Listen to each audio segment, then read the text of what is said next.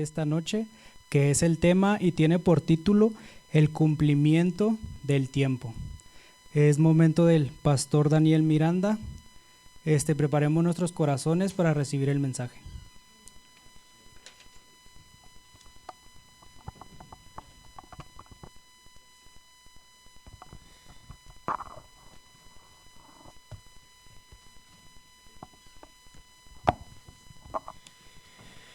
Una feliz noche para todos en esta hora. Dios les bendiga.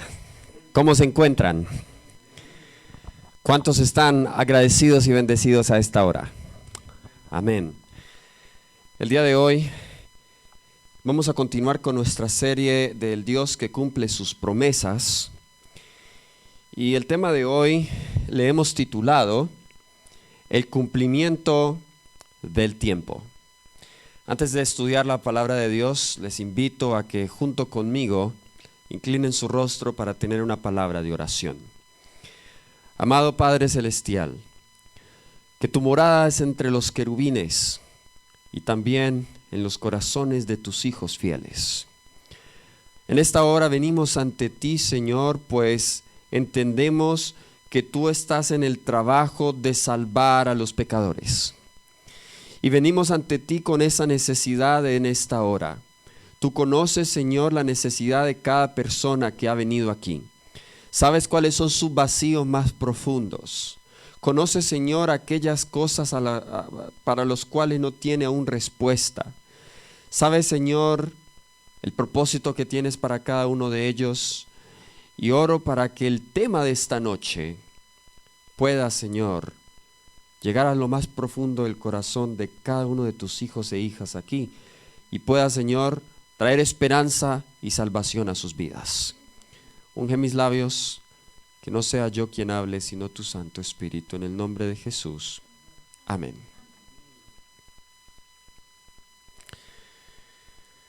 Una de las promesas, o déjeme decirle de la siguiente manera, la promesa que es la nota tónica de todas las escrituras, es la promesa de la segunda venida de Cristo Jesús.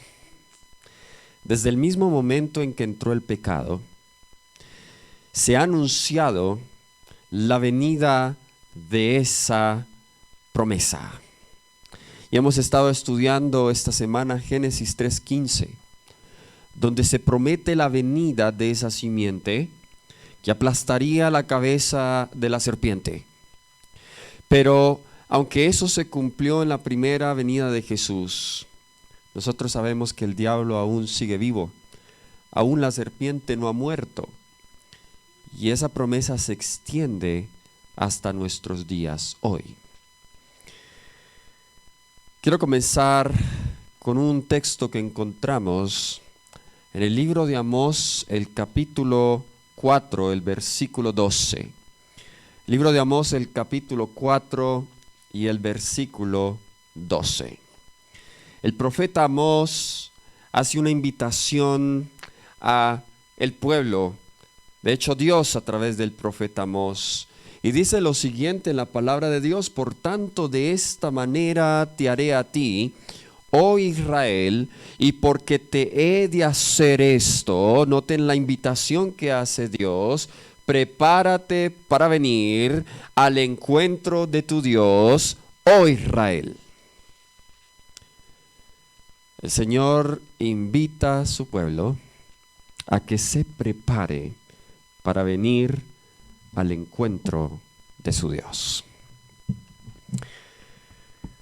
Cuando Cristo estaba por venir en la primera vez, vamos a notar que las profecías apuntaban todas a que el mundo estaba maduro y estaba listo para la primera venida de Cristo Jesús. Antes de que ese tiempo se cumpliera, algunos decían: ¿por qué la promesa tarda? ¿Por qué tardan los días? ¿Por qué desaparece la visión? Y eso lo vemos en Ezequiel 12:22. Jehová dice: hijo de hombre, ¿qué refrán es este que tenéis vosotros en la tierra de Israel? Que dice: se van prolongando los días y desaparecerá toda visión. Noten que Dios no le gusta ese refrán que el pueblo de Israel está diciendo. ¿Qué dice el refrán? Se van prolongando los días y desaparecerá toda visión. En otras palabras, el pueblo de Israel de antaño, el pueblo de Israel del Antiguo Testamento, veía que pasaban los años, ahora estaban en cautiverio cuando Ezequiel escribe, y nada que viene la simiente, nada que viene el Mesías. Dios les dice, el hecho de que se prolonguen los días no significa que la promesa no es segura. ¿Cómo podemos nosotros saber que el tiempo o cuál era el tiempo para la primera venida de Cristo Jesús? ¿Saben, hermanos? Hay veces en las Escrituras hay cierta dicotomía en cuanto a la perspectiva de la venida de Dios, desde la perspectiva de Dios y desde nuestra perspectiva. Yo les hago una pregunta. ¿Tenía Dios la fecha para la primera venida de Cristo Jesús? ¿Ya tenían ellos la fecha?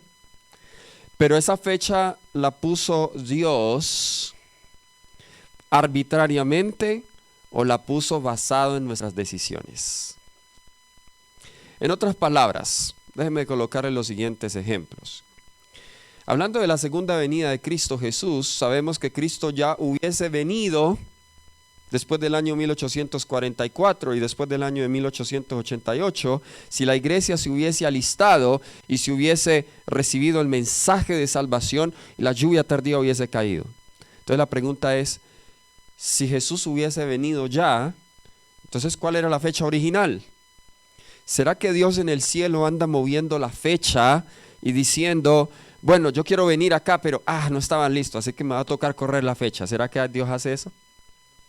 No. Él tiene una fecha y la fecha la coloca basado en nuestras decisiones, porque Él sabe que ya en esa fecha ya cada persona ha tomado una decisión. ¿Están conmigo? Entonces, ¿por qué la Biblia nos dice que nosotros debemos apresurar la venida de Cristo Jesús si Él ya tiene una fecha? Por esa misma razón, porque nos anima a que lo hagamos para que venga pronto, y como Él ya vio de antemano que nosotros nos íbamos a apresurar, entonces Él coloca la fecha de acuerdo a nuestro apresuramiento. Lo mismo, no era la voluntad de Dios que la primera venida tardara tanto. De hecho, ojalá tuviera tiempo para entrar en profundidad en esto. Pero Cristo pudo haber venido en los días de Moisés. Moisés en realidad debió haber sido Cristo. Pero el pueblo no había cumplido las condiciones. El pueblo cayó en la idolatría en Egipto, perdió el conocimiento de Dios. Cristo hubiese podido venir mucho antes. Cristo hubiese podido venir, el diluvio nunca hubiese sucedido si el mundo no hubiese caído en tal iniquidad. Sin embargo, Él prolongó su venida porque el mundo no estaba listo. Pero cuando Cristo vino, todas las condiciones se habían dado para que Él viniera. Déjenme hacerles un resumen. De acuerdo a Lucas 2:1, todo el mundo, todas las naciones estaban unidas bajo un solo gobierno. En otras palabras, había un nuevo orden mundial. Vamos a leer Lucas 2:1. El tema de hoy es un tema profético, así que les animo a que ustedes estén muy atentos porque vamos a descubrir cosas maravillosas en la palabra de Dios. Lucas, el capítulo 2 y el versículo 1. Nos dice, esto es en relación al nacimiento de Jesús. Aconteció, nos dice la palabra de Dios, en aquellos días que se promulgó un edicto de parte de Augusto César, que todo el ¿qué? Que todo el mundo fuera empadronado o fuera censado. Ahora la pregunta es, si Augusto César tenía el poder para que todo el mundo fuese censado, significa que su reino, que era Roma, tenía poder y control sobre todo el ¿qué? Sobre todo el mundo. Es decir, que ahora las naciones estaban todas bajo el dominio de una nación, había un nuevo orden mundial. ¿Por qué esto era necesario que sucediese antes de la primera venida de Jesús? porque Dios quería facilitar la difusión del evangelio. En otras palabras, si hubiesen reinos compitiendo entre sí y cada uno superpotencias, pues hubiese dificultado la predicación del evangelio. Los apóstoles no podían ir por Roma y por todo el Mediterráneo predicando el evangelio. De hecho, cuando estudiamos un poco acerca de la historia del Imperio Romano, ¿saben cuáles fueron uno de los muchos aportes del Imperio Romano? Ese fue el imperio más organizado en cuanto a su arquitectura. Y los romanos estaban muy avanzados en cuanto a la ingeniería civil. Ellos construyeron las mejores carreteras de antaño, son las de los romanos. Había carreteras que atravesaban desde el este al oeste de Europa, lo cual permitía y facilitaba que los misioneros pudieran viajar más rápido. No solamente habían buenas carreteras, sino que habían barcos, lo cual permitía que se desplazaran de una manera más rápida. Dios estaba preparando el terreno para que cuando Cristo viniera, el evangelio pudiese predicarse de una manera más rápida. No solamente eso, sino que había un idioma universal. ¿Ok? ¿Cuál era el idioma universal? El griego koiné. ¿Ok? Ese es el idioma en que se escribió el Nuevo Testamento. No el griego filosófico, sino el griego koiné, que era el griego del pueblo. ¿Ok? Koiné. Había un solo idioma. Había también una sola moneda. Las condiciones políticas eran precarias. Había corrupción política, corrupción religiosa, corrupción moral, vicios, crímenes, avaricia, lujuria. La religión no satisfacía las necesidades del alma. Ni los estoicos ni los epicúreos podían dar la solución a las preguntas más complejas que tenían las sociedades en aquel entonces. El platonismo no respondía a esas necesidades. Las personas estaban buscando nuevas respuestas para las realidades más complejas de la vida. No solamente eso, sino que durante este periodo los judíos estaban dispersos por todas partes, tanto en el este, hacia allá, hacia el Medio Oriente, la diáspora oriental, y también hacia el oeste, lo que es el Imperio Romano, la diáspora occidental. Los judíos estaban dispersos sobre el mundo en aquel entonces conocido. Estamos viendo algunas similitudes hoy. Por ejemplo, estamos ahora viendo ya la unión de las naciones bajo un nuevo orden mundial. ¿Estamos viendo eso? ¿Hay una nación que se está convirtiendo en la superpotencia? Claro que sí. ¿Hay un idioma universal que es el idioma de los negocios? Si usted habla ese idioma, usted no se va en ninguna parte del mundo. El inglés. Vemos la misma situación en el mundo político, religioso, moral. Vemos que hay insatisfacción de las personas con la religión y la religión común no responde a las necesidades de las personas. Claro que sí. Eso lo estamos viendo hoy. No solamente eso, sino que cuando Cristo vino, el mundo se había sumido en un sinnúmero de enfermedades. Algunas de las enfermedades que mencionan los evangelios. La lepra, por ejemplo, abundaba mucho en los tiempos de Cristo. La hidropesía, la deficiencia de los sentidos. Había muchos ciegos, mudos, sordos. La parálisis, el lunatismo, posesiones demoníacas abundaban en los días de Cristo. Los judíos estaban bajo el control del Imperio Romano, lo cual causaba insatisfacción entre ellos mismos y anhelaban por una mejor sociedad. Y en ese contexto encontramos Gálatas 4:4, de donde viene el título de nuestro tema. La palabra de Dios nos dice: pero cuando vino el cumplimiento del tiempo, Dios envió a su Hijo, nacido de mujer, nacido bajo la ley. Queridos hermanos, Dios tiene un tiempo para cumplir sus promesas. Él no conoce ni demora ni premura.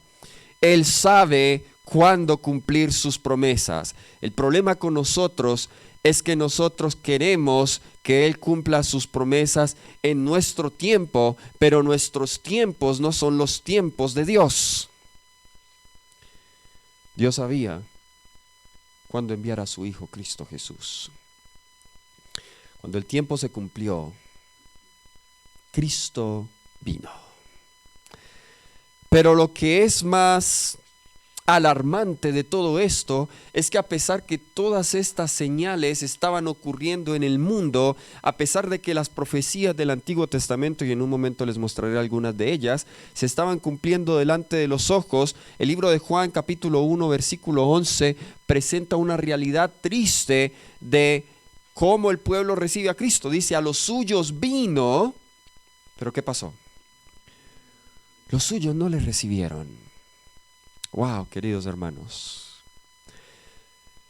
el Mesías esperado.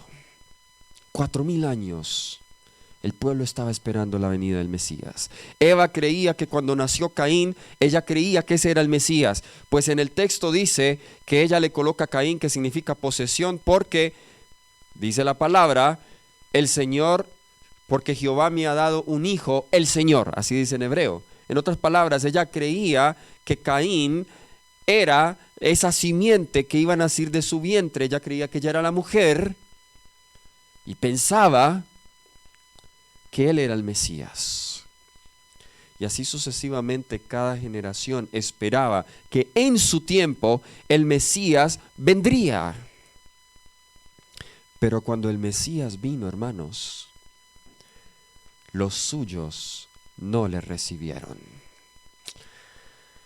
Y cuenta la historia, el registro bíblico, que cuando Jesús recién nació, los que debían esperarlo no le recibieron, pero ahora hay unos paganos, unos magos o unos hombres sabios del oriente que vienen a la ciudad de Jerusalén. Ellos estaban estudiando las profecías, habían leído el libro de Números, capítulo 24, donde Balaam profetiza que de Jacob saldría una estrella y ese sería el Mesías, y ellos vieron esa estrella que se estaba acercando y los estaba guiando y los condujo a donde estaba Jesús. Pero para sorpresa, ellos pensaban que la ciudad de Jerusalén, la capital del reino, al ellos llegar había triunfo, había fiesta porque su rey había nacido, pero para sorpresa de ellos había indiferencia. Llegaron a las calles de Jerusalén. Nadie estaba celebrando el nacimiento de Jesús. Nadie estaba hablando del nacimiento de Jesús. Y los líderes espirituales, los sacerdotes que debieron haber estado enseñando al pueblo, ninguno de ellos estaba hablando de ese gran evento. Y para sorpresa de ellos se preguntan, ¿en realidad esta era la señal? Y nos dice Mateo 2 del 1 al 6, y convocados todos los principales sacerdotes y los escribas del pueblo, les preguntaron dónde había de nacer Cristo. Ellos le dijeron, en Belén de Judea, porque allí está escrito por el profeta, y tú, Belén, de la tierra de Judá, no eres la más pequeña entre los príncipes de Judá, porque de ti saldrá un guiador que apacentará a mi pueblo. Noten, ¿sabían ellos dónde iba a nacer el Mesías? Ya el profeta Miqueas, aquí está citando Miqueas 5:2, el profeta Miqueas ya había dicho incluso la ciudad o el pueblo donde el Mesías nacería. De hecho, déjenme aquí repasar. De acuerdo a los expertos, hay más de 300 profecías mesiánicas en el Antiguo Testamento. Yo solamente he escogido quizá las 12 más obvias. Noten, vamos a notar lo siguiente acá. La Biblia ya había profetizado, por ejemplo, el lugar donde el Mesías nacería, Belén. También se había dicho que él iba a nacer de una virgen. También se había dicho que nacería del linaje de David. Aquí está el pasaje del Antiguo Testamento donde está la profecía, y aquí está cómo se cumple en el Nuevo Testamento. Se había dicho que Herodes trataría de matarlo. Se había profetizado que él sería traicionado por un amigo, que sería vendido por 30 monedas de plata, que sería crucificado, que echarían suerte sobre sus ropas, que ninguno de sus huesos sería quebrantado, que sería enterrado en la tumba de un hombre rico E incluso se había profetizado el año, el día y la hora de su muerte. Y ahí vamos a mirar en un momento. Y también se había dicho que resucitaría al tercer día. Yo les hago una pregunta. ¿Tenían suficiente información los cristianos, o vamos a decir los judíos, del tiempo de Jesús para saber que Jesús estaba pronto por venir? ¿Tenían suficiente información para identificar que Él era el Mesías? ¿Pero qué pasó? ¿Por qué no lo recibieron? De manera especial, vamos a concentrarnos en esto: el año, el día y la hora de su muerte. Ellos sabían, porque había una profecía que Daniel había dado en Daniel 9, 26 y 27. Si usted desea más, yo solamente voy a tocar por encimita esta profecía, pero si usted desea aprender más, usted puede acercarse a la hermana Miriam, a los ancianos, ellos le pueden dar estudios bíblicos donde puede profundizar esto. Esto es fascinante, este estudio. Recientemente estoy estudiando de nuevo el tema de las 70 semanas y he ido a más detalles. Es increíble cómo cada detalle, incluso la fecha cuando comienzan, pude llegar a la fecha casi exacta cuando comienza, en el año en que comienza. Todo se cumplió exactamente, ni un día más ni un día menos. Eso es fascinante. La profecía dice, en Daniel capítulo 9, versículo 25, dice: 70 semanas están determinadas sobre tu pueblo. Ahora, como está hablando en lenguaje profético, pues debemos transformar los días en años. Eso es una regla de interpretación. ¿Cuántos días hay en 70 semanas? Muy sencillo, pues si hay 7 días en una semana y hay 70 semanas, entonces multiplicamos 70 ¿por qué? Por 7, ¿cierto? Entonces 70 por 7 nos da 490 años. Es decir, que 70 semanas, 490 años, estarían determinadas sobre el pueblo judío, y nos dice el versículo 25 que ellas comenzarían desde que se pasare la orden para reedificar y restaurar a Jerusalén. Esa orden se pasó en el año 457, en el otoño. Eso recientemente pude encontrar evidencia para eso. El otoño, más o menos entre el mes, finales del mes de septiembre, principios del mes de octubre. En el otoño se pasa el decreto de Artajerjes, y ahora esas 70 semanas están divididas en 3 bloques. El primer bloque son 7 semanas, o sea 49 años, las cuales conducen a la restauración completa del pueblo bajo el liderazgo de Nehemías, la restauración civil hasta el año 408. Luego siguen 62 semanas o 434 años, y la profecía nos dice que estas 62 semanas más las 7 semanas, es decir, 69, llevarían hasta Mesías, príncipe. Ahora, la palabra Mesías en el hebreo, Meshiach, significa anointed, ungido. Pregunta: ¿cuándo fue ungido Jesús? El que unge es el Espíritu Santo. Jesús fue ungido cuando se bautizó, y saben que la profecía se cumplió exactamente porque en el año 27 después de Cristo, si usted cuenta, estos son los años antes de Cristo, o sea que los años van hacia atrás. Si usted le resta 434 más 49 años, eso estamos hablando de 82 años, ¿ok? Si usted resta esos años, lo llevan exactamente hasta el año 27. Exactamente se cumplió la profecía, pero la profecía dice que habría otra semana que resta y que a la mitad de la semana el Mesías sería cortado. Saben, Jesús murió en el año 31, en la primavera, exactamente 3 años y medio después de él haber comenzado su ministerio. Y por otras, al final de esa semana dice que cesaría el sacrificio y la ofrenda. En otras palabras, este fue el tiempo que se le dio al pueblo judío. Entonces, ¿saben que con este estudio yo puedo determinar la fecha en que Jesús nació? Si usted comienza a contar hacia atrás. Una vez usted determine el año en que Jesús es bautizado, y la Biblia dice que Jesús tenía 30 años cuando fue bautizado, comience a contar hacia atrás. Jesús nació en el año 4 antes de Cristo. Y alguien dirá: pero ¿cómo él nace antes de él. Hubo un problema en un calendario, ¿ok? En el cual se habían agregado 4 años en el calendario juliano que no pertenecían. Esos 4 años se quitan y por eso se tienen que correr los años. Por eso ese error quedó ahí, ya no se pudo arreglar, así que en vez de correr la fecha del nacimiento de Jesús, más bien se dejó así.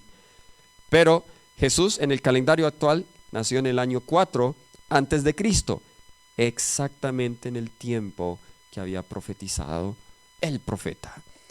Había entonces una profecía para eso. ¿Tenían el pueblo judío conocimiento? Déjenme decirles, y me adelanto un poco, que esta profecía solamente es parte de una profecía más grande. La primera parte apunta a la primera venida. La segunda parte, que son 2300 años, apunta cerca a la segunda venida de Cristo Jesús. Para aquellos que están nuevos, aprendiendo apenas de esto, la segunda parte de esta profecía ya se cumplió también. Se cumplió en el año 1844. No tengo tiempo para darles todas esas evidencias. En otras palabras, desde 1844, y nosotros diríamos, ninguno de nosotros había nacido, ¿cierto? Desde esa época, queridos hermanos, desde el siglo XIX, Cristo pudo haber venido. En otras palabras, estamos, como se dice en el fútbol, en tiempo de compensación, exactamente. Ya el tiempo, ya se acabó el periodo del partido, pero ahora estamos en tiempo de compensación, tiempo extra. ¿Cuánto el Señor nos ama? ¿Cuánto tiempo extra nos ha dado Él? Hay un libro que quiero leerles una cita. Este libro habla acerca de la vida de Jesús, deseado de toda la gente, es página 29. Dice: los ángeles se habían maravillado del glorioso plan de redención. Con atención miraban cómo el pueblo de Dios iba a recibir a su Hijo revestido con el manto de la humanidad. Vinieron los ángeles a la tierra del pueblo elegido. Pero los ángeles fueron a la tierra donde la gloria de Dios se había revelado y había resplandecido la luz de la profecía. Vinieron sin ser vistos a Jerusalén, se acercaron a los que debían exponer los sagrados oráculos, a los ministros de la casa de Dios. Ya había sido anunciado al sacerdote Zacarías la proximidad de la venida de Cristo. Mientras servía ante el altar, ya había nacido el precursor y su misión estaba corroborada por milagros y profecías. Habían cundido las nuevas de su nacimiento y del maravilloso significado de su misión, pero noten lo siguiente: y sin embargo, Jerusalén no se preparaba para dar la bienvenida a su Redentor. Wow.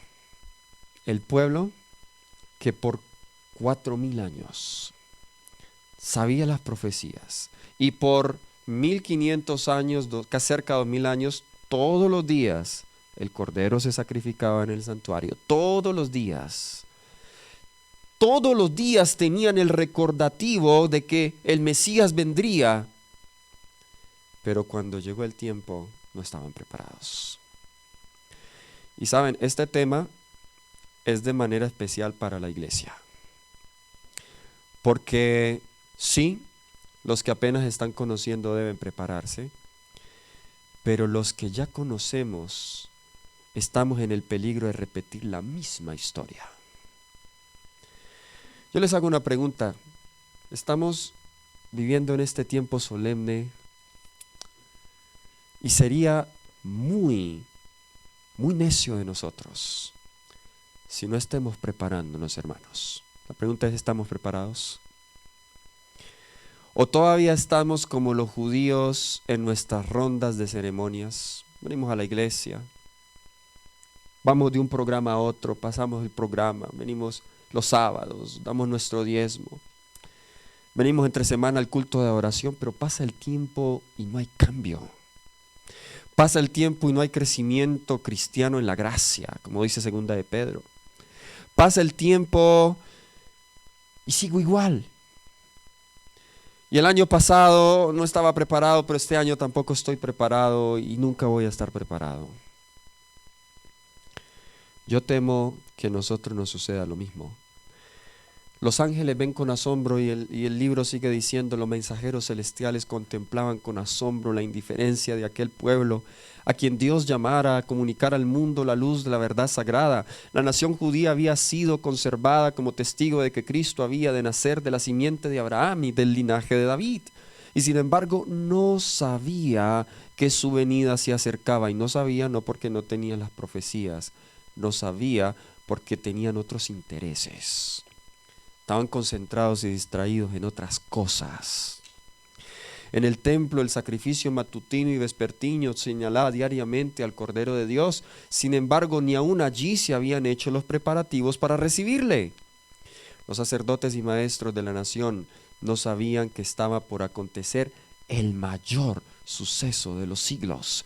Repetían sus rezos sin sentido y ejecutaban los ritos del culto para ser vistos de los hombres, pero en su lucha por obtener riquezas y honra mundanal no estaban preparados para la venida del Mesías. ¿Cuál era el problema? En su lucha por obtener riquezas y honra mundanal. ¿Sabe una de las cosas que yo he notado que es una de las principales razones por las cuales el pueblo está tibio? Es porque cada vez el enemigo nos ocupa más, no haciendo cosas malas, y nos ocupa más y no tenemos tiempo para leer la Biblia, no tenemos tiempo para orar y no tenemos tiempo para hacer obra misionera. Y por eso la fe y el amor de muchos se estanca. Es posible que algunos estemos trabajando no para hacernos ricos, pero aún así nos ocupa el tiempo. ¿Saben? Una vez salió un artículo que publicó la iglesia. La iglesia tiene, en el año 2015 se votó para que la iglesia mundial lanzara un proyecto que se llamaba United in Prayer, Unidos en Oración. ¿Se han visto videos y los devocionales de ese programa Unidos en Oración, programa de nuestra iglesia? Cada semana mandaban un devocional, ¿ok? Y en uno de esos devocionales enviaron un artículo que se llamaba Las trampas de Satanás para los hijos de Dios. Entonces, el artículo era ficticio, pero decía, Satanás tuvo una reunión con sus ángeles. Y él les decía, bueno, ¿cómo hago para hacer caer al pueblo de Dios? Si les digo que no vayan a la iglesia, no, ellos van a ir. Si les digo que no amen a Dios, no. Ya sé qué voy a hacer. Entonces, entre los ángeles estaban dando ideas, y uno de los ángeles dijo, bueno, ocúpalos. Llena su mente, bombardea su mente de cosas, estimula su mente, cosa que se les pase el tiempo de gracia, se les pase la vida y nunca se preparen. Y ahí daban varias ideas de cómo lo iban a hacer. Llena sus buzones de encomienda con propagandas y cosas que los estimule a comprar. Llena sus teléfonos y sus correos electrónicos de conversaciones, cosas para que ellos no tengan tiempo para hablar con Dios. Duplícales el sueldo en el trabajo para que de esa manera ganen más dinero y tengan que esforzarse el doble, y el día sábado estén cansados para ir a la iglesia. Y sabe que esa historia no está muy lejos de la realidad, porque eso es exactamente lo que el diablo está haciendo. Nos dice acá, la misma indiferencia reinaba en toda la tierra de Israel. Los corazones egoístas y amantes del mundo no se conmovían por el gozo que embargaba todo el cielo. Solo unos pocos anhelaban ver al invisible. A los tales fue enviada la embajada celestial. Y esos pocos, yo tiemblo con esto, porque esos pocos no eran ni siquiera los sacerdotes, pastores de ovejas, gente campesina humilde, que estaban ahí hablando mientras cuidaban de las ovejas, y estaban hablando de las profecías y decían, este es el tiempo en que ha de venir Jesús. Y los ángeles se le aparecen a estos pastores de Belén y cantan y resplandece el cielo. Y ellos les dicen, no temáis, porque aquí os doy nuevas de gran gozo, que será para todo el pueblo que os ha nacido hoy en la ciudad de David un Salvador, que es Cristo el Señor. Ahora, nosotros podemos leer esta historia y decir, bueno, eso sucedió allá, en ese entonces. Miren lo que dice el deseado de toda la gente, es página 38. Así sucede, ¿qué? Wow. pasan inadvertidos para los dirigentes religiosos y para los que adoran en la casa de Dios, acontecimientos en los cuales se concentra la atención de todo el cielo. Y les voy a hablar en este momento de esos acontecimientos, porque esos acontecimientos que embargan la atención de todo el cielo están pasando ante nuestros ojos y nosotros seguimos desapercibidos. Hay un principio bíblico, un principio sociológico, un principio cultural e histórico que dice que la historia tiende a repetirse. Y la razón no es porque Dios manipule la historia, sino la historia se repite porque son los mismos contrincantes. La historia se repite porque la naturaleza humana es la misma, porque los asuntos en juego son los mismos en esta gran controversia. El sabio Salomón dijo en Eclesiastés 1, 9 y 10, ¿qué es lo que fue? Es lo mismo que será, que es lo que ha sido hecho, lo mismo que se hará, y no hay nada nuevo debajo del sol. ¿Hay algo que se puede decir? He aquí esto es nuevo, ya fue en los siglos que nos han precedido. Es decir, la misma historia que se repitió en la primera venida de Jesús es la misma historia que se va a repetir en la segunda venida de Jesús. Muy pocos estaban listos. Primera de Corintios 10, 11 también dice: estas cosas les acontecieron como ejemplo y están escritas para amonestarnos a nosotros, a quienes han alcanzado los fines de los siglos. Entonces quiero responder una pregunta a esta hora, y la pregunta es: ¿estamos cerca del fin del mundo? ¿Estamos cerca de la segunda venida de Cristo Jesús? Déjenme hablarles de algunas de las señales recientes. El año 2020 nos sorprendió con un cierre repentino y total de las fronteras. Está la frontera de mi país con Ecuador. Hubo confinamiento, las escuelas se cerraron, no se permitía, al menos en algunos países, ese fue el caso de mi país, que la gente saliera a la calle. Mi país solamente podían salir a la calle una vez a la semana, podían ir a comprar, y lo determinaba el último dígito de su documento de identidad. Y si usted salía un día que no le pertenecía, le daban una multa, casi un salario mínimo de multa por salir el día en que no le correspondía. Las unidades de cuidados intensivos estaban atiborradas de pacientes. No había ya lugar para ellos. Muchas personas perdieron su trabajo, los alimentos se pusieron más caros. Muchas personas perdieron sus seres queridos. Y cuando pensábamos que estábamos saliendo de la pandemia, estalla una guerra allí en Europa, entre Rusia y Ucrania, que en este mismo momento esa guerra sigue sucediendo. Dispara los precios de la gasolina, dispara los precios de los alimentos. Hace poco, 3 meses, estuve en Suecia y en Europa dando una campaña, también en un congreso espiritual, y Europa en este momento está pasando por una crisis. Nunca pensé que la condición en Europa iba a estar tan similar a Latinoamérica. Gente desempleada, gente en la calle, lleno de inmigrantes rusos y ucranianos por todas partes. Los sistemas de salud no dan abasto para atender a tanta gente que está migrando a otros países. Aquí podemos ver algunas imágenes de gente tratando de escapar de Ucrania. Otras enfermedades raras que han salido, el monkeypox, y todas estas cosas nos muestran que en realidad Cristo está por venir. Y Jesús nos habló de esas señales de los tiempos en el libro de Mateo 24, el capítulo 24 del libro de Mateo, y allí vemos las señales de los tiempos en orden. Yo solamente voy a hablarles de algunas de ellas. La primera señal que Jesús habló fue la señal de los engaños religiosos. Después de que los discípulos le preguntaron: ¿cuándo serán estas cosas? ¿Qué señal habrá de tu venida? Jesús les dijo: mirad que nadie os engañe, porque vendrán muchos en mi nombre, diciendo: yo soy el Cristo, y a muchos engañarán. ¿Saben que esa señal se viene cumpliendo en las últimas décadas? En las últimas 30, 40 años han surgido varios falsos cristos en todo el mundo. Les voy a presentar el primero. ¿Habían escuchado de Álvaro Teis? ¿Quién había escuchado de Álvaro Teis? Muy conocido en Sudamérica. ¿Okay? Álvaro Teis, desde 1979, es de Brasil, proclama que Él es Jesucristo reencarnado. ¿Se imagina eso?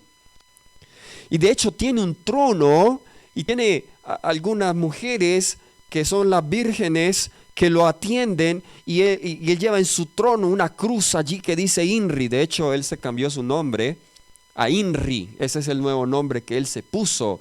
Y él dice ser Jesús encarnado. Se viste así de blanco, tiene una corona y anda con la barba. Y uno dirá, bueno, yo no creo que alguien vaya a seguir a ese loco, ¿cierto?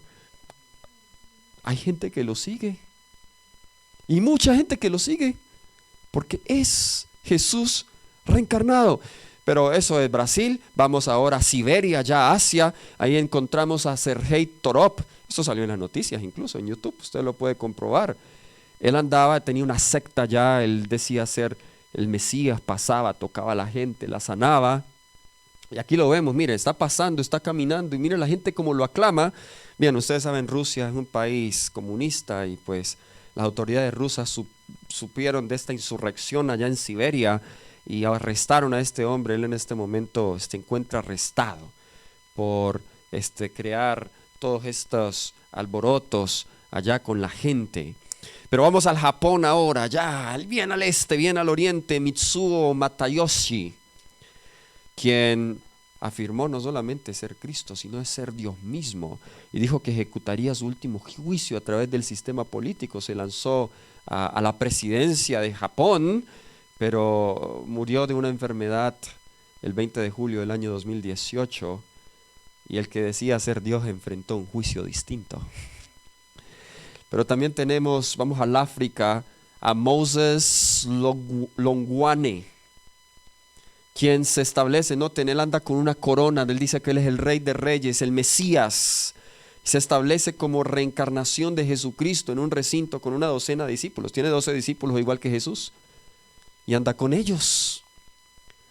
Ahora vamos a Inglaterra, allí en Europa, encontramos a David Shayler. Se declaró a sí mismo el Mesías en el año 2007 y a veces predica, él es bipolar y predica como su alter ego, travesti Dolores Kane. Volviendo al África, tenemos a Bupete Chibwe de Zambia. Comenzó a afirmar que era Jesucristo en el 2013 y rápidamente fue golpeado por la gente del pueblo. A este no le fue muy bien. Tenemos a Alan John Miller de Queensland, allá en Australia. Él es el fundador del culto a Jesús. Miller afirma que él es la reencarnación de Jesús y su pareja es la reencarnación de María Magdalena. Miller hace predicciones del fin del mundo y realiza seminarios de verdad divina donde enseña lo que él llama el camino del amor divino, que se enfoca en la limpieza emocional. Y tienen mucha influencia ellos allá en Australia. Y uno aquí muy cercano, y lamento que tenga el apellido mío, José Luis de Jesús Miranda. ¿Han escuchado de él? Él es el más conocido en esta área. Él fue a mi país.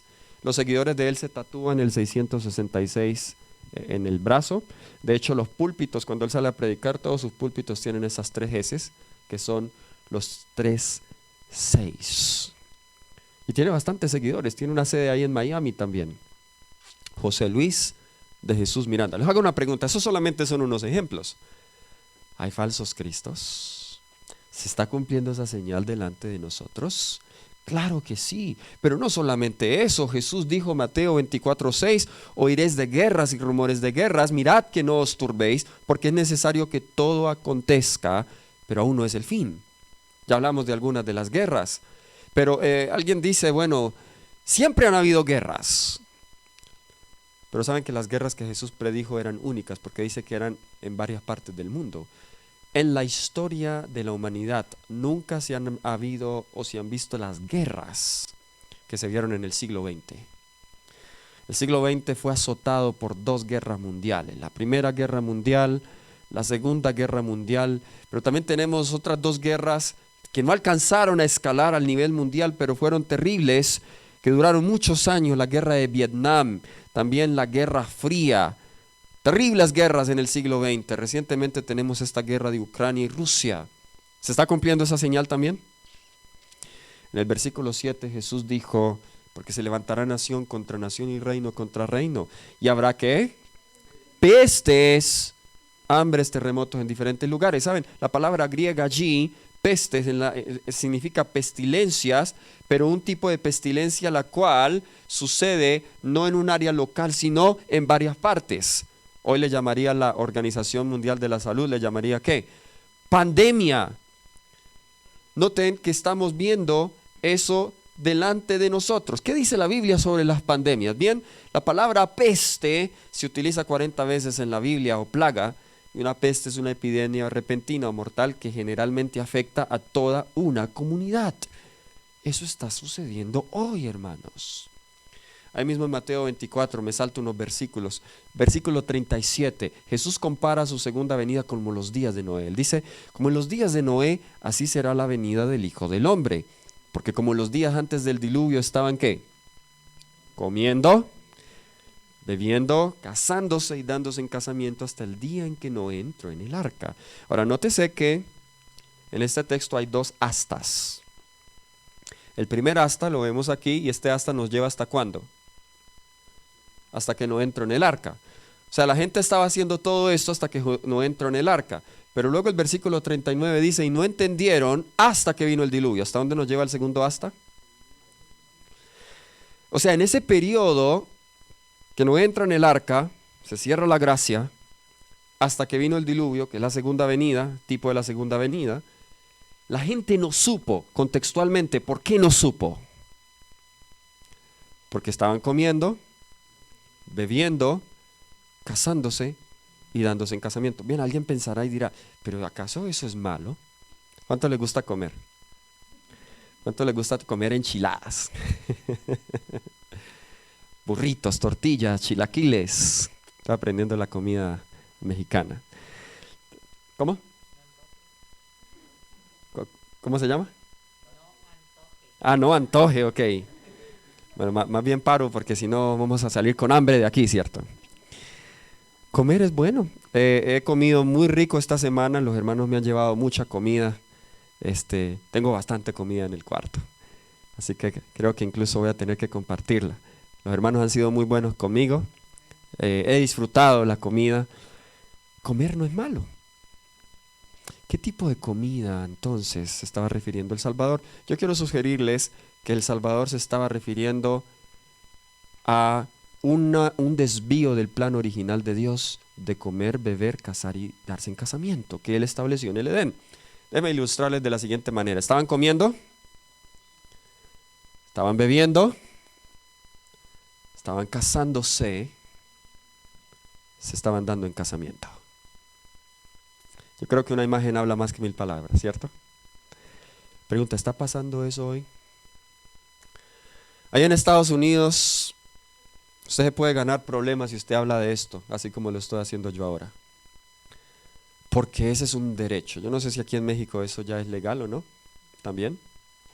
Que en varios países acá también me puedo ganar un problema, pero hay que decirlo porque está en la palabra de Dios, amén. Nosotros no podemos ocultar estas cosas. Déjeme hacer una aclaración. No estamos en contra de las personas, porque Cristo los ama.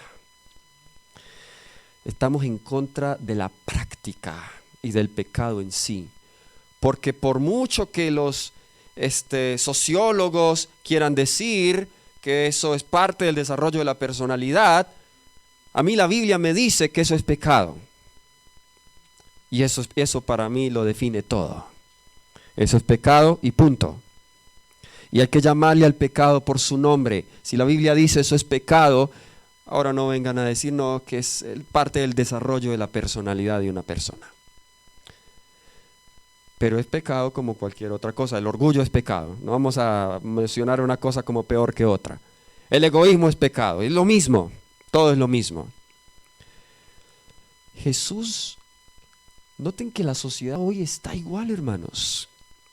¿Están sucediendo acontecimientos delante de nuestros ojos que nos muestran que Jesús viene pronto? Ojalá yo pudiera decirles en esta noche, todo va a mejorar. Pero el versículo 8 de Mateo 24 dice, todo esto será principio de dolores. Y Jesús ilustra esto con una mujer que está de parto. ¿Cuántas madres hay aquí en esta noche? Quiero ver las manos de las madres. Vemos algunas madres, ¿bien? Bueno, yo no sé cómo es eso, por obvias razones, pero yo recuerdo cuando tuve uso de razón y yo le pregunté a mi mamá, ¿cómo te fue con mi parto? Y ella me contó todos los detalles, el paso a paso. Y yo le digo, wow, eso se suena muy doloroso. Comienzan las contracciones, ¿cierto? Los dolores, luego las contracciones se van intensificando, luego suelta fuente, y entonces luego ya comienza la parte del alumbramiento, donde el niño va saliendo y la mujer tiene que pujar, ¿cierto? Bueno, ustedes las madres saben mejor eso. Cada dolor cada vez se intensifica, hasta que el bebé sale y la madre puede descansar un poco. Bueno, déjenme decirles que ya estamos en las contracciones. Y las contracciones se están intensificando más. Dicho sea de paso, Jesús no dijo pestes, sino pestes. Es decir, y esto lo puedo decir con seguridad, vienen más pandemias y peores que la que tuvimos. Hay un libro que les recomiendo a los amigos que nos visitan, yo sé que los hermanos de la iglesia lo conocen, se llama Conflicto de los Siglos. Les recomiendo el capítulo 35, que está a tono con todo lo que les estoy diciendo, donde allí la autora describe el paso a paso desde en este momento hasta que venga Jesús, cómo va a pasar. Y ella prácticamente habla del cambio climático. Ella dice, Satanás va a tirar en el aire emanaciones mefíticas, va a causar pestilencia, va a causar enfermedad, van a haber incendios, terremotos, y luego le van a culpar al pueblo de Dios por todo lo que está pasando y va a decir que tenemos que adorar en el día en que no debemos adorar para que Dios nos mande más juicio sobre la tierra. Estamos en eso, hermanos.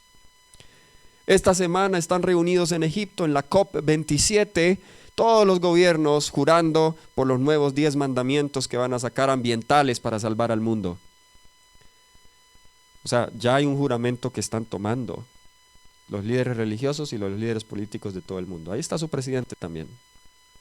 Mi presidente ya dio un discurso donde él dijo, debemos proteger el Amazonas, es un pecado emitir gases a la atmósfera.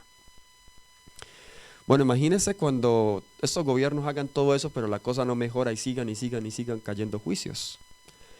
Bien, se van a buscar ya soluciones morales y se va a acudir a la iglesia madre para decir, bueno, vamos, que nos ayude con esta situación. Hermanos, estamos viviendo esto delante de nuestros ojos. Vienen peores pandemias. Y cuando llega eso, usted se va a acordar de ese sermón. Va a quedar en YouTube y vuélvalo a escuchar. Vienen peores pandemias. La sierva del Señor dijo que habría solo una ventana de respiro. Yo creo que estamos en esa ventana de respiro. Esa ventana de respiro es para que nosotros nos preparemos y tomemos decisiones para Jesús. Jesús dijo, y yo creo que aquí alcanzamos a entender la ilustración. Yo vengo de Fresno, el estado más agrícola del mundo. De hecho, Fresno es la capital agrícola del mundo. Usted llega al aeropuerto, es lo primero que le dicen. Y es cierto, está en el Valle de San Joaquín, que es un valle que tiene como 400 millas de largo y 200 millas de ancho. Todo el valle está sembrado, todo el valle. Allá se da, estamos a la misma latitud de Israel, así que todos los productos de Israel se dan allí. La granada, el higo, la almendra, la uva, todo se da allí. ¿Ok? Y muchas otras cosas más. Bien, por primera vez este verano yo vi y entendí la parábola de la higuera. Porque es que la higuera en el invierno pierde la hoja, no es como la higuera de mi país que siempre tiene hojas todo el año. Allí la higuera de esos lugares pierde la hoja en el invierno, en la primavera sale primero el higo y luego sale la hoja. Por eso Jesús, cuando vio esa higuera llena de hojas, pues él se acercó a la higuera y pensaba que tenía frutos. Pero al no ver frutos, maldijo la higuera. Jesús dice, de la higuera aprende la parábola, cuando ya su rama está tierna y brotan las hojas, eso significa que ya hay frutos, sabe que el verano está cerca, verano es el tiempo de la cosecha. Así también vosotros, cuando veáis todas estas cosas, conoced que está cerca, pero no solamente está cerca, sino que está ¿qué? A las puertas.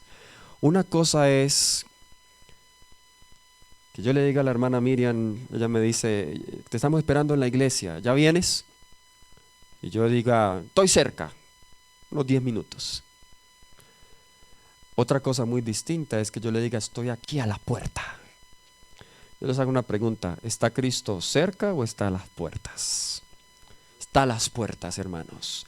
He is knocking on the door. Ya está tocando a la puerta. Podemos escuchar sus pasos. En los incendios, en los terremotos, en los granizos, en los accidentes en el mar, en los accidentes en la tierra, en los accidentes aéreos, en las guerras, en los rumores de guerras, en el hambre, en el sufrimiento de la tierra. La tierra está clamando a gritos la venida del Salvador. La pregunta es, ¿cuánto más nosotros vamos a aguantar esta situación? Saben, yo tengo como cristiano una responsabilidad muy grande. El sufrimiento de este mundo se puede acabar si los que conocemos a Cristo tomamos una decisión para Él. Pero mientras la iglesia siga esperando y postergando la decisión, pues el sufrimiento, la muerte y la injusticia en este mundo se prolongará. Aunque no lo creamos, todo el hambre del África, los niños huérfanos que quedan a menudo en la tierra, aquellas madres y padres que tienen que vender a sus hijas en Afganistán a los 9 años para que se casen con un señor de 50 años para poder tener algo que comer, todo eso está pasando porque la iglesia no ha hecho su trabajo de prepararse. Es decir, nosotros somos los responsables. Hermanos, el tema de esta noche, si ustedes han notado, ha cambiado el tono. Porque el tema de esta noche es un llamado directo a que nos preparemos. Porque ya nosotros no podemos seguir acostumbrados a este mundo. Nosotros no podemos seguir, aunque intelectualmente pensemos que Cristo viene pronto, en mi práctica vivo como si Jesús se demorara 50 o 60 años más. Es hora de vivir como si verdaderamente Jesús viviera pronto. ¿Cómo deben vivir las personas que creen que Cristo viene pronto? Voy a cerrar con esos textos. Lucas 21, 28. El capítulo 21 de Lucas es el capítulo paralelo a Mateo 24. Y Lucas 21, 28 dice, cuando estas cosas comiencen a suceder, todas estas señales que les acabo de decir. Número 1, erguíos. Número 2, levantad vuestra cabeza, porque vuestra redención está cerca. Esa ilustración de erguíos implica que antes de estar erguido yo estaba agachado. Y en otras palabras, si yo estoy agachado, ¿hacia dónde estoy viendo? Hacia el suelo. En otras palabras, cuando la Biblia nos dice erguíos, lo que el Señor nos está diciendo es, deje de estar mirando al mundo, póngase derecho y mire hacia el cielo, porque allá es donde debe estar mirando. Otro significado es que si estoy agachado es porque tengo un peso muy grande sobre mí. ¿Saben cuál es el mayor peso que nosotros tenemos que llevar? Peso del pecado. Estar erguido significa entregarle ese pecado a Jesús para que quede liviano de ese bulto y pueda mirar hacia arriba las cosas celestiales. Si estas cosas están comenzando a suceder, dejemos de mirar las cosas de este mundo. Dejemos de estar pendientes cuál va a ser el iPhone, la nueva versión de iPhone que va a salir. Dejemos de estar pendientes cuál es el carro último modelo, el nuevo diseño que va a salir. ¿Saben? Voy a decir esto con mucho cariño, pero hay cristianos que conocen más de celulares, de carros, de política que de la Biblia. Nosotros debemos ser más expertos de la Biblia. Que cuando nos pregunten de la Biblia, que cuando nos pregunten de Jesús, tengamos más que decir de Jesús que de la política, que de los carros, que de los teléfonos y las computadoras. No porque saber de esas cosas sea pecaminoso, ¿están conmigo? Sino que hay algo de lo cual debemos saber más. Y si conocemos a Jesús, vamos a querer hablar de Jesús. Ayer conversábamos con la hermana. Es algo natural, o sea, cuando yo estoy enamorado de Jesús, lo natural es que yo voy a querer hablar de Jesús a otros. Si no queremos hablar de Jesús, Eso es un termómetro que me dice que quizá hay algo mal en mi vida espiritual. Estoy frío o estoy tibio. Yo debo estar hablando de Jesús a otros. Nuestra única esperanza en Romanos 5:14 nos dice, porque las cosas que se escribieron antes, para nuestra enseñanza se escribieron, a fin de que por la paciencia y la consolación de las Escrituras tengamos esperanza. Entonces, número 1, ¿qué debemos hacer? Erguíos, levantar vuestra cabeza, vuestra redención está cerca. Número 2, ¿qué más hay que hacer? Estudiar las Escrituras. ¿Saben que vamos a ser llevados ante tribunales, ante los sabios del mundo? Gente experta, gente que conoce, y nos van a preguntar, ¿y tú por qué crees eso? ¿Tú por qué crees eso? ¿Por qué crees esto? Y vamos, ahí ya no va usted de pronto a tener que llamar al pastor, pastor, me están haciendo esta pregunta. No, quizá el pastor está en otro juicio él mismo. Cada uno tendrá que depender de sí mismo, de su relación con Dios. Romanos 15:13 nos dice, el Dios de esperanza os llene de todo gozo y paz en el creer, para que abundéis en esperanza por el poder del Espíritu Santo. No te llenes de ansiedad por lo que está pasando, no te llenes de preocupación. Ten esperanza, porque Dios cumple sus promesas. Salmo 91, versículos 9 al 11, es el salmo para estos tiempos. Y ahí encontramos esta hermosa promesa, porque has puesto a Jehová, que es ¿qué? Al Altísimo por tu habitación. No te sobrevendrá mal, ni coronavirus tocará tu morada. Pues a sus ángeles mandará cerca de ti, que te guarden en todos tus caminos. Saben, cuando mi país cerró, yo estaba muy incómodo estando encerrado, porque yo estaba acostumbrado a estar visitando a los hermanos y dando estudios bíblicos. Los hermanos estaban comiendo una comida al día, la verdad, y no podía salir. Entonces yo dije, yo tengo que hacer algo, no puedo quedarme encerrado. Solamente dejaban salir a los que vendían comida.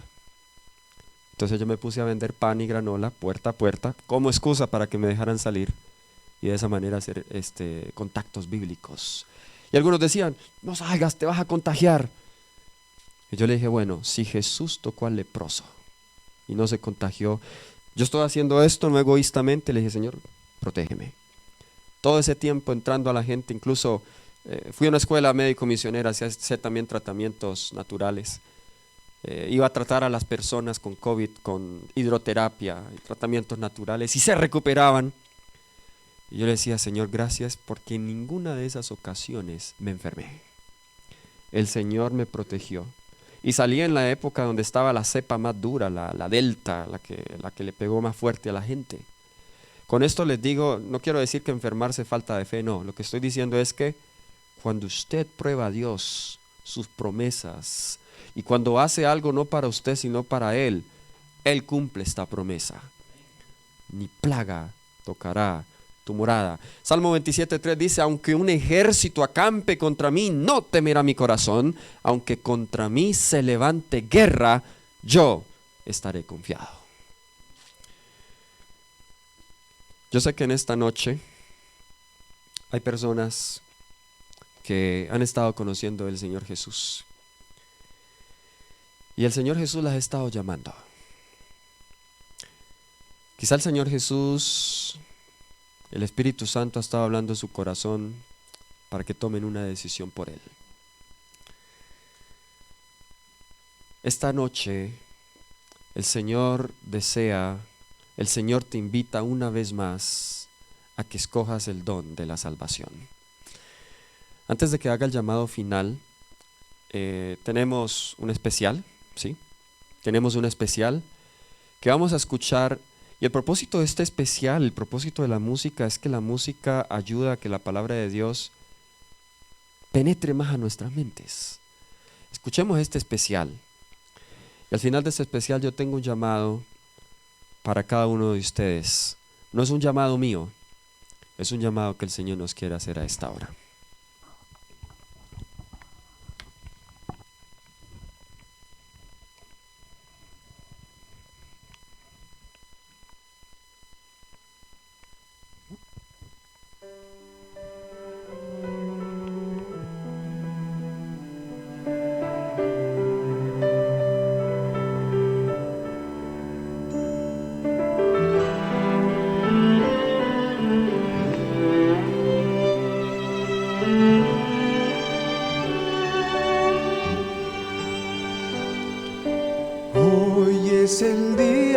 de tu salvación. Es hoy, sin vacilar ruega en oración.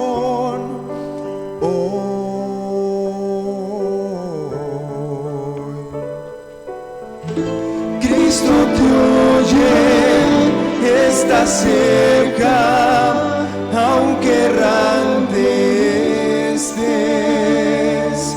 Hoy es el día de tu salvación, deja que te limpie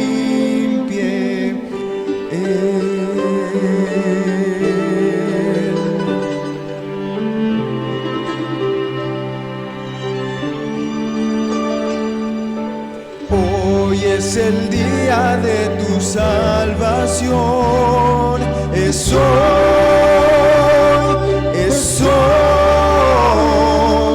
sin vacilar ruega en oración.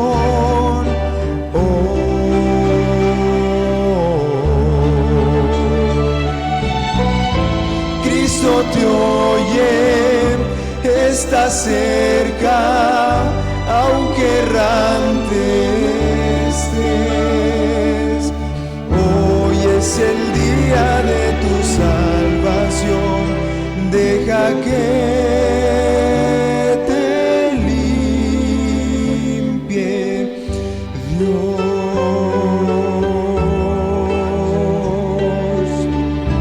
Deja que te limpie Dios.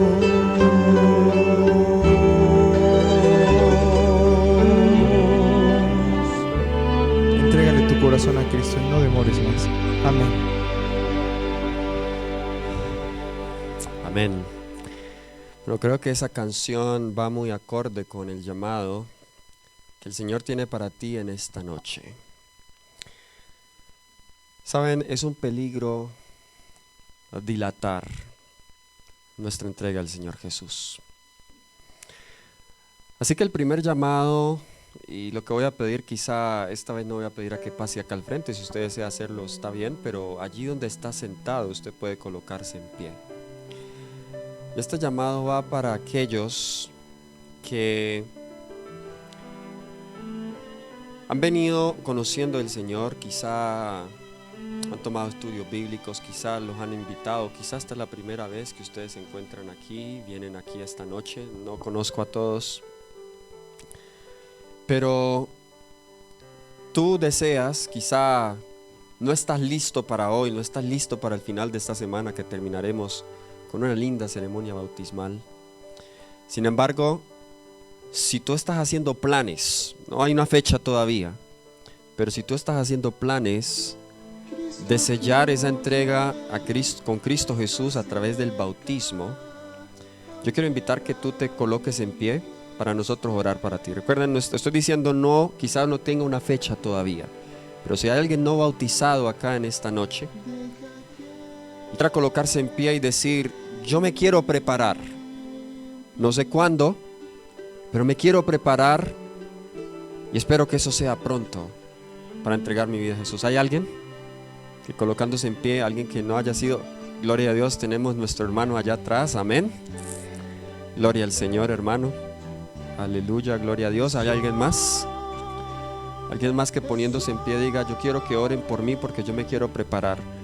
Hay cosas que me impiden, hay cosas que no entiendo, pero yo me quiero preparar. También algún joven, adolescente que no haya sido bautizado y que ya conoce, sus padres son de la iglesia, simplemente le falta ese paso. También hago la invitación a nuestros jóvenes que se encuentran aquí, que no hayan sido todavía bautizados. ¿Hay alguien más? Colocándose en pie diga: yo quiero prepararme para tomar esa gran decisión. Espero que sea pronto. ¿Hay alguien más? Muy bien, parece que no hay nadie más. Voy a hacer un último llamado, porque Dios es un Dios de oportunidades. Hace poco estaba en El Salvador dando una campaña evangelística y estaba haciendo un llamado similar. Se pararon dos personas Y el Espíritu Santo estaba insistiendo. Llevaba 5 minutos haciendo el llamado. Yo dije, ya voy a dejar de hacer el llamado. Y el Espíritu Santo me dijo, hazlo, intenta una vez más. Y en la última fila había un hombre, un médico, bien presentado él. Y él pasa al frente, como un niño llorando. Luego él me explica por qué estaba llorando. Estaba pasando por una crisis en su vida, pero esa noche había encontrado la esperanza de la salvación. Y sabe, personas que toman la decisión rápido. Esa misma semana, él entregó su vida al Señor Jesús. Y hoy sigue en la iglesia. Un médico, para mí fue un hombre grande, muy apuesto, con una carrera, pero pasando como un niño al frente llorando, porque había encontrado un Salvador. Eso es lo que Cristo hace en los corazones de las personas. Así que esto es una buena decisión, no temas. Simplemente yo quiero orar por ti. Entendemos que quizás no estés listo para este sábado, pero si estás listo para este sábado, pues mucho mejor. Pero yo quiero orar por ti. ¿Hay alguien más en esta noche? Alguien más que poniéndose en pie diga, yo quiero hacer esos planes. Por favor, oren por mí. Muy bien. Ahora voy a pasar a otro llamado. Quizá haya alguien aquí que en algún momento se bautizó en la iglesia, fue parte de esta iglesia, pero por razones de la vida cometió errores públicos, se alejó del Señor, pero está regresando y desea renovar esos votos, si así lo amerita, con el Señor a través del bautismo. También quiero orar por ti. ¿Hay alguien aquí que haya sido parte de esta iglesia, se haya alejado y esté regresando? ¿Hay alguien? Para yo poder orar por ti también, que poniéndose en pie pueda hacerlo. Tenemos la hermana atrás, gloria a Dios. ¿Son pareja? Amén, qué lindo, qué hermoso. ¿Alguien más? Muy bien. El siguiente llamado, este llamado solamente respóndalo levantando la mano para los hermanos de iglesia. Quizá aquí hay personas que conocen hace un año, hace 5 años, hace 10 años, pero sienten que su vida espiritual está estancada. Sienten que no viven de acuerdo a la luz que tienen y que necesitan prepararse para la segunda venida de Cristo Jesús. Y que levantando la mano digan, yo quiero prepararme para la segunda venida de Cristo Jesús. Gloria a Dios. Coloquémonos todos en pie, hermanos. Quiero cerrar con una oración. De manera especial, orar por nuestros 2 hermanos que se han puesto en pie. Sé que la iglesia los conoce. Yo apenas los estoy conociendo y sé que la iglesia les ayudará en los pasos que deben dar para concluir y culminar esa decisión. Vamos a orar. Querido Padre Celestial, que moras en las alturas de los cielos, sé que tu Espíritu, Señor, ha estado allí insistiendo con cada persona. Te alabo por esas 2 personas, Señor, 2 almas preciosas que se han puesto en pie. Tú conoces, Señor, las luchas, tú conoces el proceso en el cual ellos están contigo. Oro para que tú les ayudes y que la iglesia, Señor, pueda acogerlos como parte de la familia y ellos puedan pronto unirse a esta congregación, Señor. Oramos por aquellos que están en el valle de la decisión. Sé que algunos están en el valle de la decisión, no se han parado. Oro, Señor, para que tú, Señor, convenzas a esos corazones de que entregar la vida a ti, Señor, es la mejor decisión. Oramos por aquellos de nosotros que ya tenemos años en la iglesia y que quizá hemos caído en apatía espiritual. Oramos, Señor, para que tú nos reavives y nos restaures el primer amor. Gracias, Señor, por escucharnos. Te dejo estas peticiones en tus manos en el nombre de Jesús. Amén, Señor.